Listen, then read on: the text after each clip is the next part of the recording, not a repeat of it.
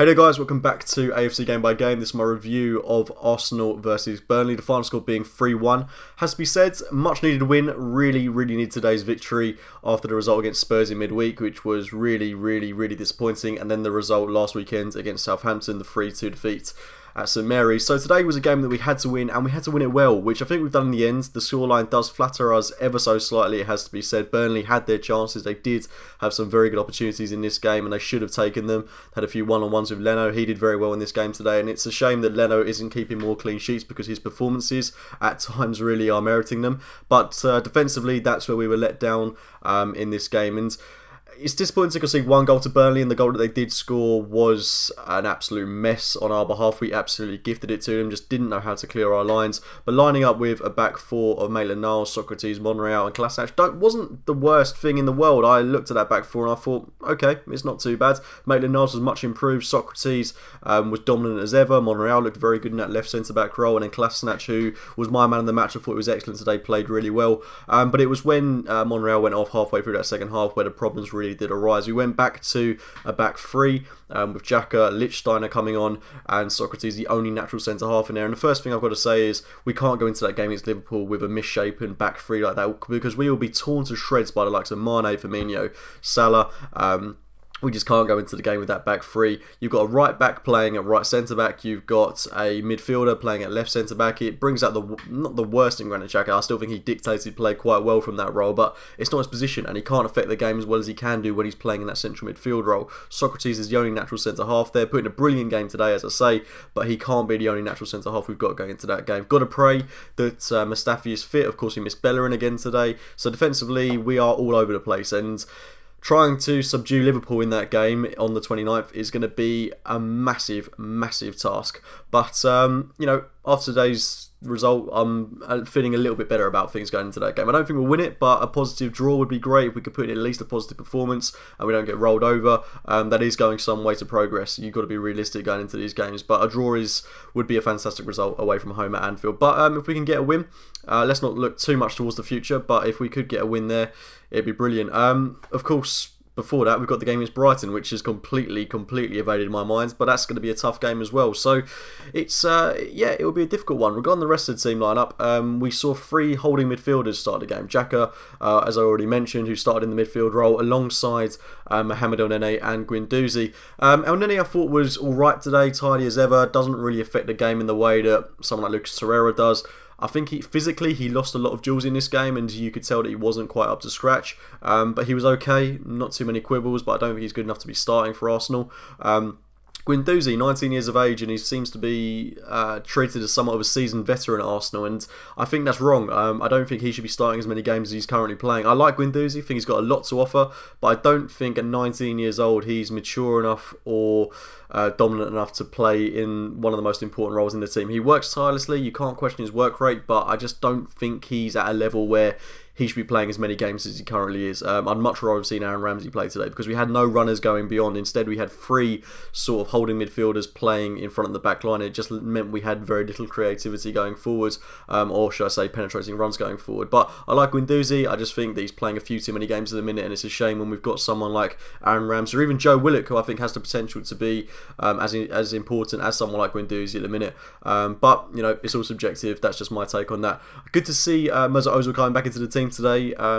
Pivotal in this game. The pre-assist for Aubameyang's goal, the first goal that we scored, was brilliant. No other player in the league would have seen that pass today. His work rate, of course, is always going to be questioned. There were a few moments today where the ball seems to be going out and he wouldn't chase it. I thought he worked hard today. I thought he had a good game. The assist he got for Iwobi was very good as well. Very well worked. Made a lot of passes, especially in the final third. I think he had something like a 95% pass accuracy rate. Was influential to our play going forward. And Lacazette and Aubameyang seemed to really feed off the work that he was doing. And those two starting as a front two was good to see. We played it not too long ago. I think it was against Huddersfield, where it didn't quite work out. I thought it worked a lot better today. Aubameyang held up the ball really well. Lacazette made some penetrating runs going forward, and they just seemed to feed off each each other a lot better than they did. I think the best thing we can do is play these two as a two more often, then you'll start to see them perform a little bit better. But they really seem to enjoy their football together today. Lacazette getting the assist for the second goal, Aubameyang putting it away with a rifled finish. I'm really pleased to see those two getting amongst the action today. Really pleased to see that. And Aubameyang was the difference in this game. Of course, in the right place at the right time for our first goal, but as well, the build-up play was really significant, really instrumental. Ainsley Maitland-Niles, Mesut Ozil all involved. Ozil playing that ball through to Kolasinac, who touched it really well, took it down really well, and then clipped it into Aubameyang, who slotted it home with a rather scuffed finish, but put it into the back of the net to make it 1-0. And yeah, as I say, Burnley had their chances. We were lucky to go into half-time at just 1-0. Because it could quite have easily been 1-1, but thankfully we held our own, and going out to the second half, I think it was vital, given that we had the misshaped defence that we scored early on. We did exactly that with Pierre-Emerick Aubameyang, Lacazette with a brilliant ball through. Kolasinac again has to be credited for that bombing run, and then playing it into Lacazette, who played it into Aubameyang, who took his goal really well past the head of Joe Hart to make it 2-0. And you'd think the game was done, but then of course we had to go and concede, as we typically do. We can't go a game without conceding. Made things a little bit sketchy for us. Of course, the defending was awful, absolutely abysmal for us.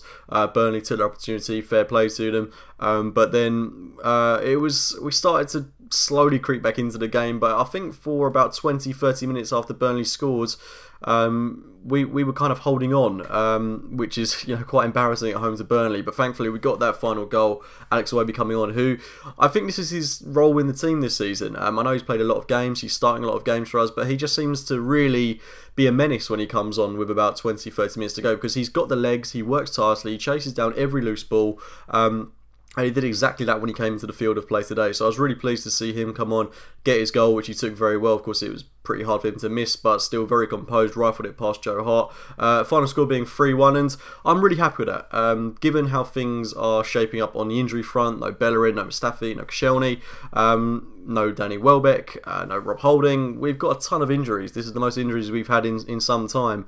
To get these kind of results, to get the game over the line is fantastic. City lost today at home to Crystal Palace. Chelsea lost today. So really positive for us so far this weekend. If Everton can get a result against Spurs tomorrow, that'd be even better for us. But the only thing is, with these results, you look back to last weekend and you think, if only we'd have at least got a draw at St Mary's, if only we'd have beaten Wolves, if only we'd have beaten Palace when we went there, if only we'd have beaten United. But this season is a massive learning curve for us. It's a massive one, and the fact that we're level on points with Chelsea, joint fourth, just a few goals behind them on goal difference. We played them in January, I believe, so if we can go there and get a positive result, as long as we don't lose that game, we're in a very healthy position. And I believe we're capable of going to Chelsea and getting a win. The teams above us are showing signs of weakness, apart from Liverpool in a minute, who seem to be so resolute at the back.